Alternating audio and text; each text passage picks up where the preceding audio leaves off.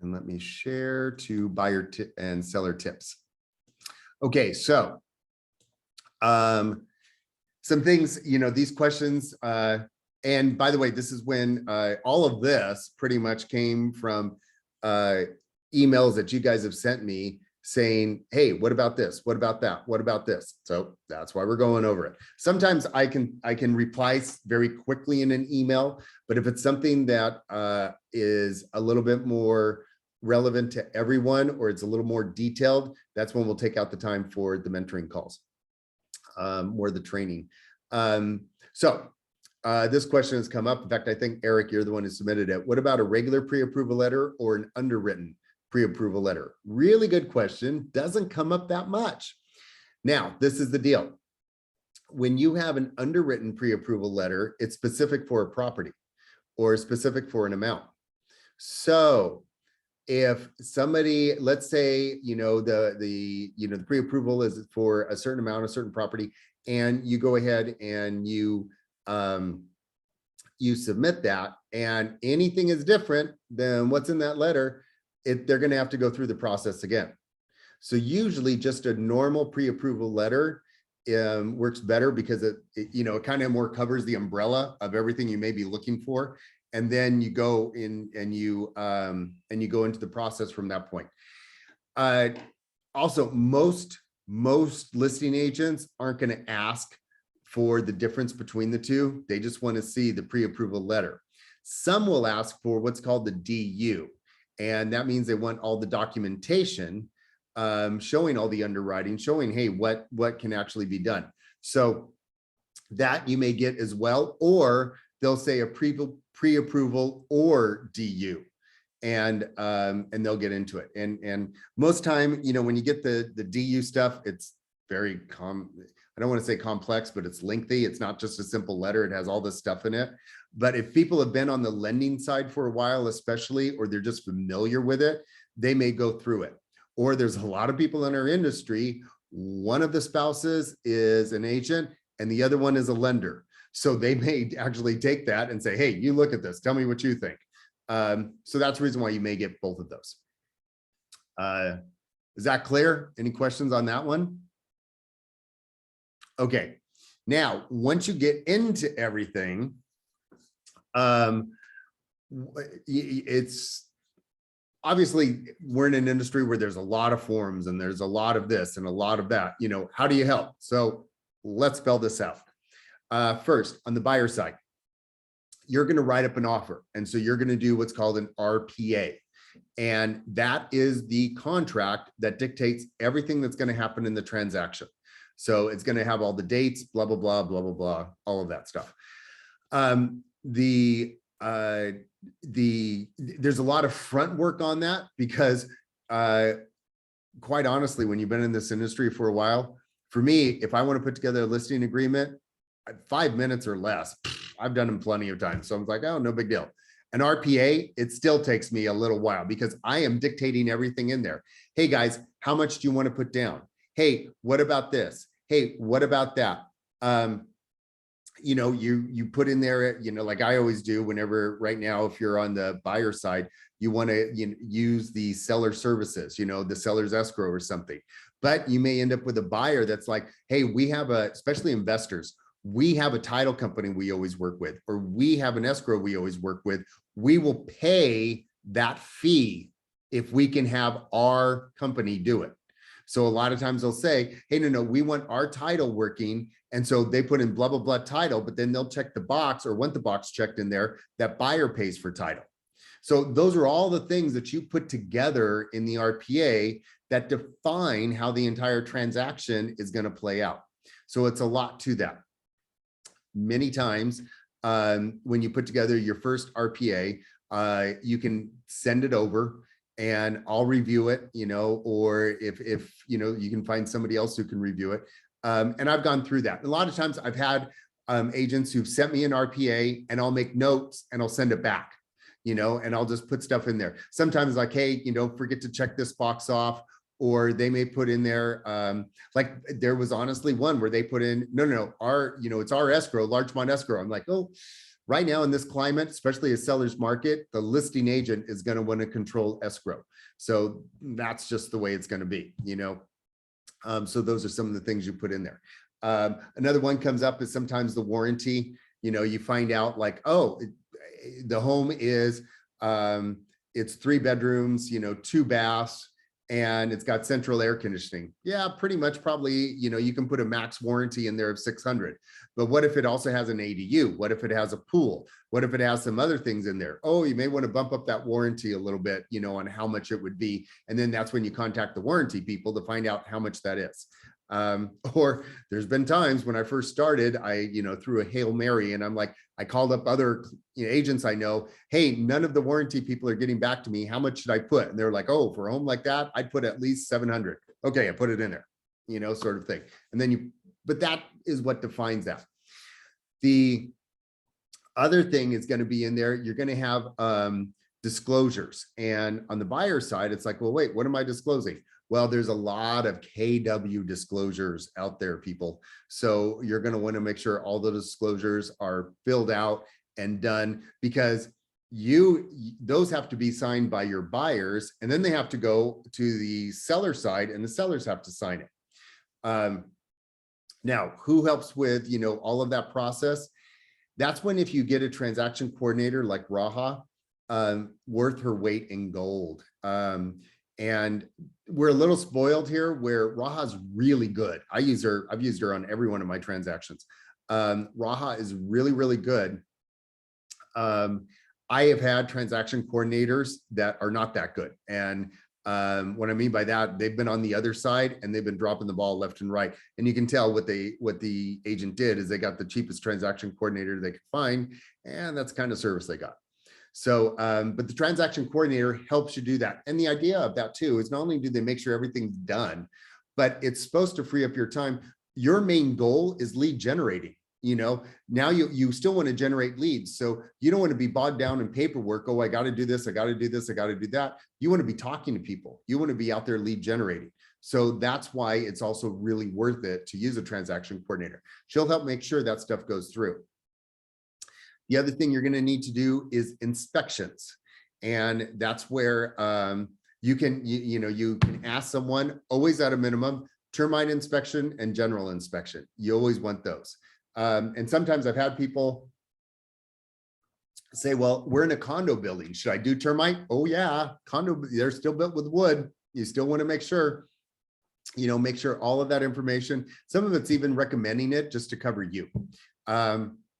But then there could be chimney inspections and so forth, and you coordinate that. And it's always best to try and do it all on one day if possible, because it makes everybody's life easier. But sometimes you have to do it in multiple days. You want to do all that stuff as soon as possible, by the way, because if you have 17 days to do your inspections, that means that the inspections are done, you get the reports, you've reviewed the reports, and you remove the contingency. So you got to work from that 17 days going back, which means do the inspections as soon as possible.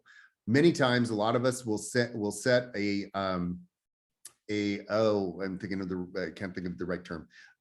We'll set a tentative, that's what I want to say, a tentative date for inspection. I'll call up the inspector. Hey, I need a general inspection on this date. I also need a sewage inspection on this date, and it's tentative. Our offer hasn't been accepted yet, but I'm really pretty sure we are going to be accepted. Then if it doesn't get accepted, okay, fine, you call up and cancel. But if it does, you already have those people in place and you can do the inspection. Then the request for repair. That's something where it's a little bit of you or a lot of you and a little bit of somebody else. What I mean by that is, if the first time, you may want to ask questions. You may want to ask, like, email me and say, hey, this is what we're seeing in the inspections. I think these are the major things. What do you think? No problem. I have no problem answering that. But a lot of it's going to have to be your judgment. A lot of it's going to have to be, what you recommend. And even remember, a lot of the stuff are the recommendations. It's still your client's call. It's their purchase. They're the ones that's going to make the recommendation or going to make the final decision.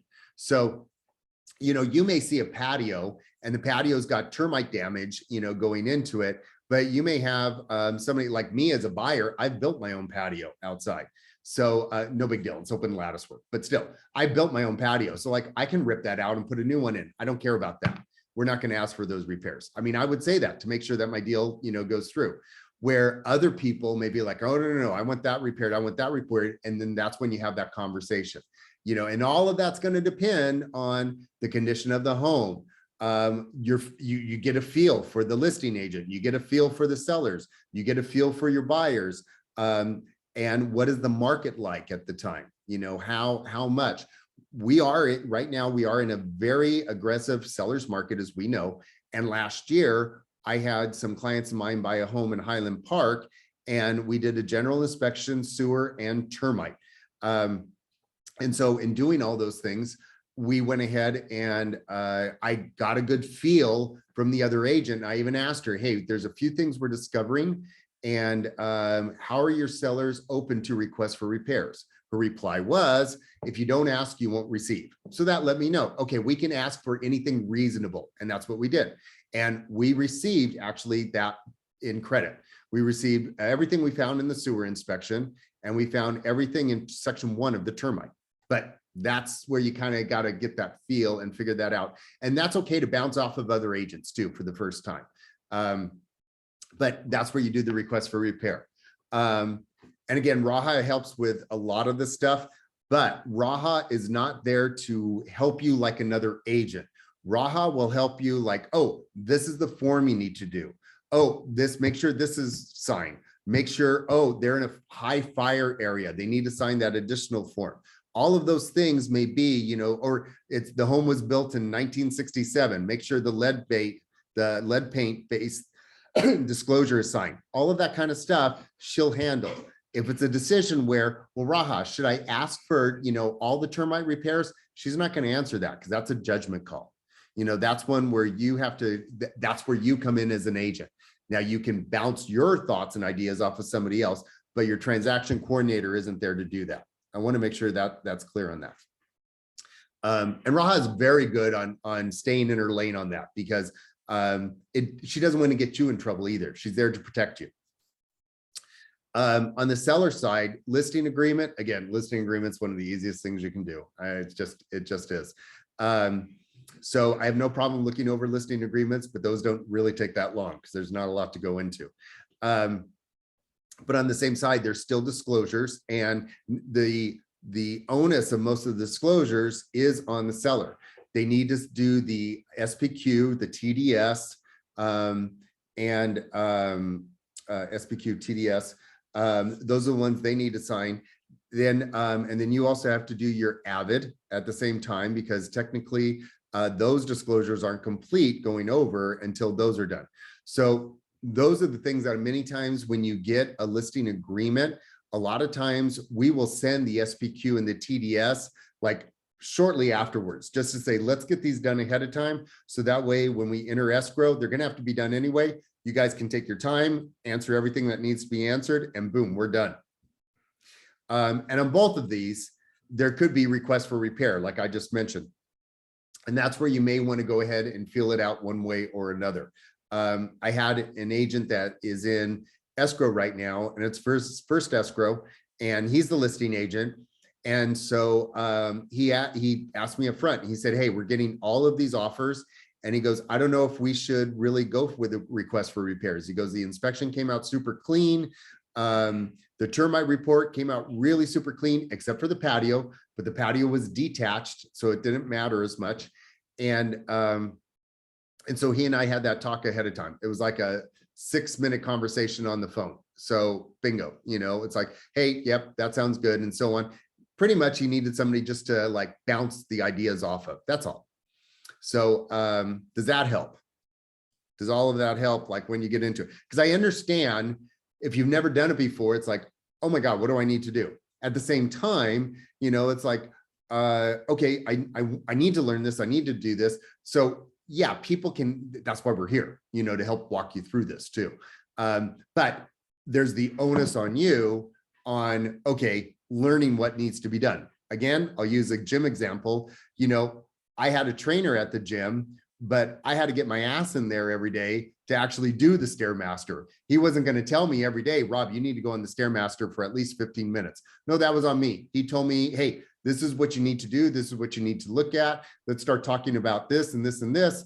But then I have to do my own on that. Okay. Now I'm going to give you a little goodie we have. And tell me if it switched over to the key dates. Yay. Okay.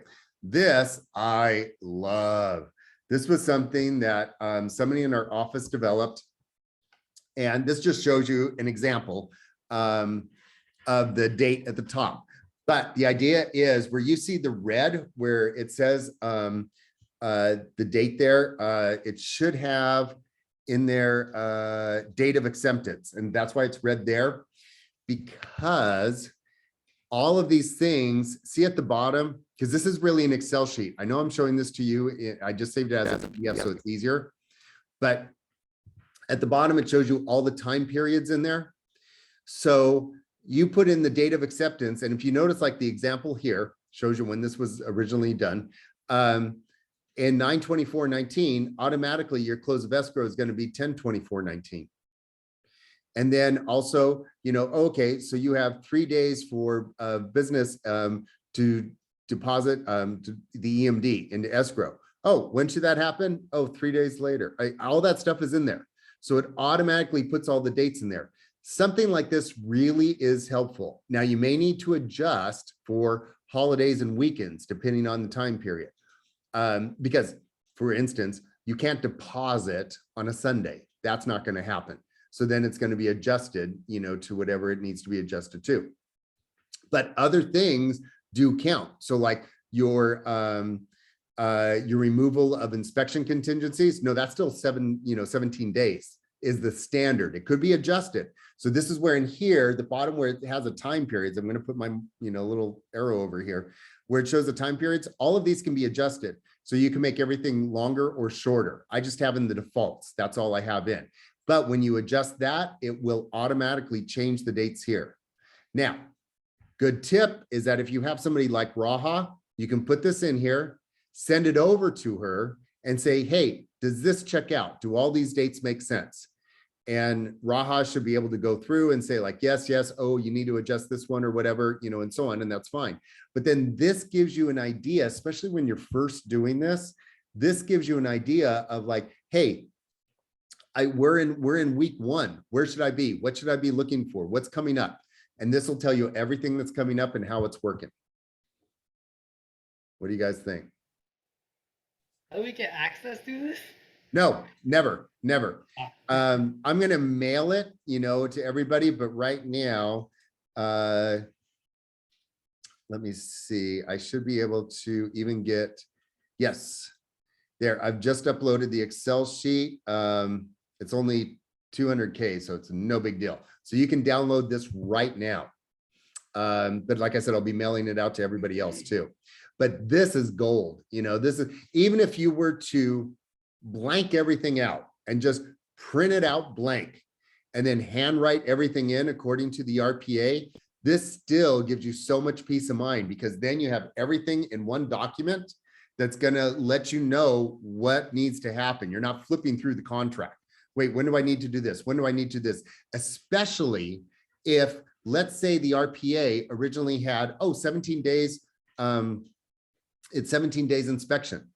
Well, then they came back and they said, actually, we want 10 days inspection. And they're like, ooh, we can't do 10. Okay. And this comes in a counter offer. And then you do a buyer counter offer and you're like, we'll do 12 days. Okay. Well, then that goes back. So you have all this paperwork that you have to go through. And if you're always going through the paperwork, it's like, wait, was that 10 or 12? I can't remember. If you figure out what the final dates are, put them in one solid place, and then use this as a reference, this is a huge help to you, whether you do it electronically or whether you do it, written by paper. I can tell you, if you do it electronically and then save it, let's say as a PDF, and you email it to yourself, then it's always accessible on your phone, or text it to yourself, or save it in, I don't care what you do with it. But if it's always on your phone, it's very easy for you to go to.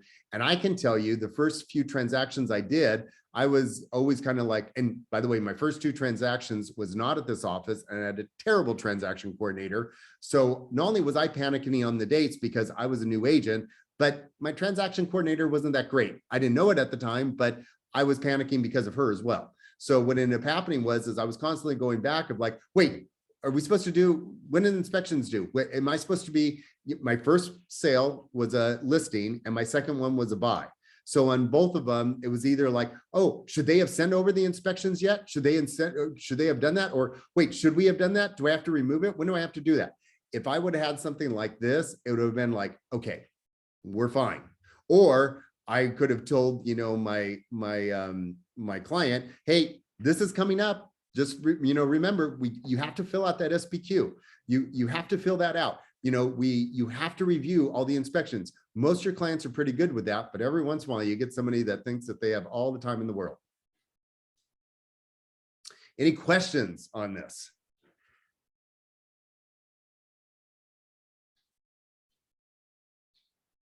Wow. Okay. That was a lot to go over too. I have questions, but it's not really on this. Yeah. Okay, that's fine.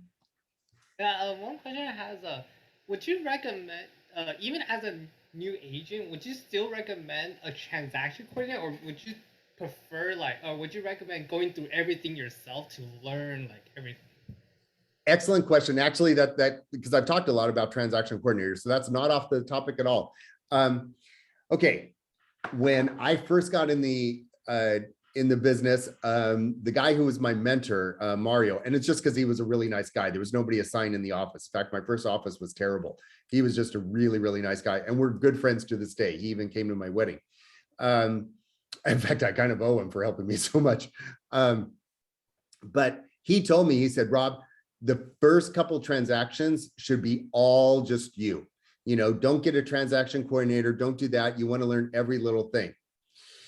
Okay, there's that way of thinking.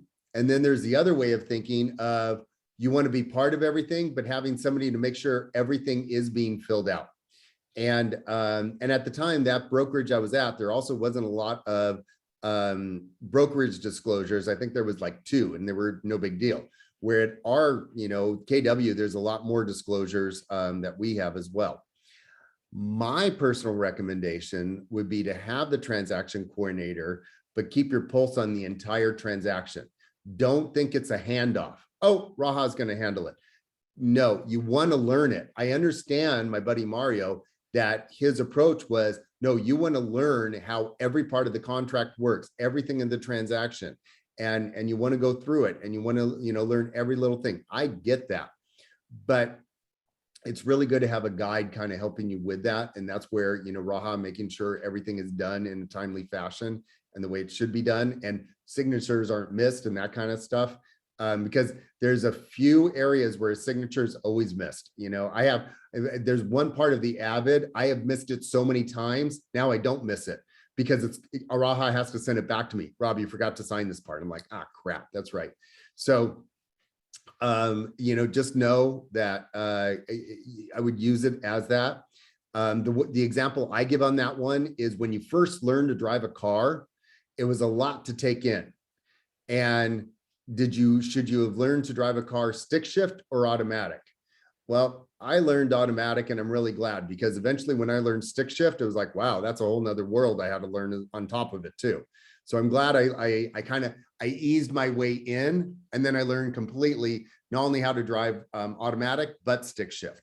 So that's the way I kind of look at this, where learn to completely drive, and then that way you'll understand everything going into it, even the details, but have somebody kind of there helping you along. And that's where she makes sure that everything is cleaned up along the way. Plus, I think one of the other benefits to it is, on the other side, there's not a lot of things falling through the cracks, because you want to keep that relationship with the other party really good, especially if you're on the buying side. So if you decide to use a transaction coordinator, how do you start the conversation? Do you just oh, I have this deal. Can you help me? That's all it takes. You contact Raha and you say, hey, I have this deal. Here's the details, blah, blah, blah. Usually what I do is I have I send out an introductory email as the listing agent, and I will send, hey, here's everything going on with the deal. And I send it into my escrow. So I say, here's my title rep and their contact information. Here's my transaction coordinator and their contact information. And then I put all of the listing agent side of things. If they have a transaction coordinator and the listing agent, no, sorry, the buying agent, I'll put that all in there. That's what I do, you know, if it's on that side.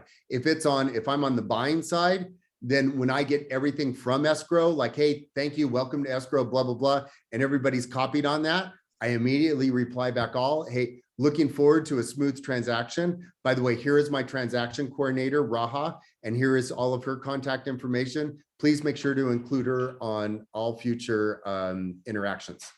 That's what I do. And Raha she gets the email, she automatically knows she's part of the transaction. Okay. Final question that has to do with inspections is that when you start, like, you conduct a termite in general inspection, right? But would you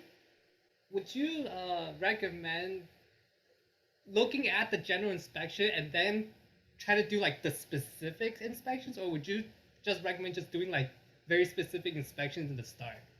That's a great question. And that's one where you kind of have to use a little bit of judgment.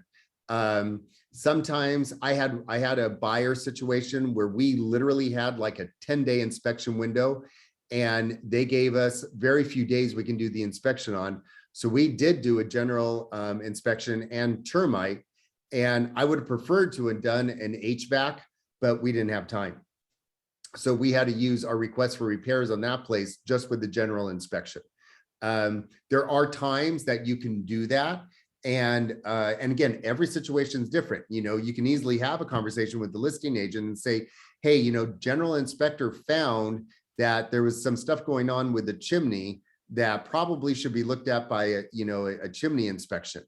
And, you know, the listing agent could be like, totally understand, you know, please get that done expeditiously. Okay, great, sounds good. Or they can be like, okay, I understand, but then you should have known that at the beginning and ordered it from the beginning. So you're kind of caught, you know, and so that's where you really have to use your own judgment. And remember, the inspections are paid for, except the termite. The term I explained before is a little different depending on, usually there's an inspection fee. Sometimes they'll do it for free, and you got to be careful sometimes with that. But a general inspection, they're not doing any repairs. There's no skin off their nose. And then the other ones like foundation termite, foundation chimney, they might be doing the repairs. So you have to use somebody who you trust in that. But you kind of have to figure out, well, what should be inspected, you know, what is going to be a priority, and recommend that to your buyers. Your buyers is the final call. You know, they can say, no, we don't need a fireplace inspection. We're good with that. We don't need a sewer inspection. You know, we're good with that. The home that we're in escrow with now, they have a septic tank. They don't have sewer, but the septic tank, they told us, was redone 3 years ago, completely redone, and everything's brand new. So the general inspector confirmed that. And so we didn't bother doing any other inspection on sewage because we knew we were fine. But as I said, in Highland Park, no, that home was built in 1922. And I wanted a sewage inspection all the way to the street because Lord knows what could be there. But my buyer is still the one paying for it, and they still have the right to say no. Does that help? Okay, great. Well, we went a few minutes over, but I love going over because that means that we had a lot of good things to talk about. So great job, guys. And thanks for being here. And I think it's going to be a great time. I think that what we're doing here with the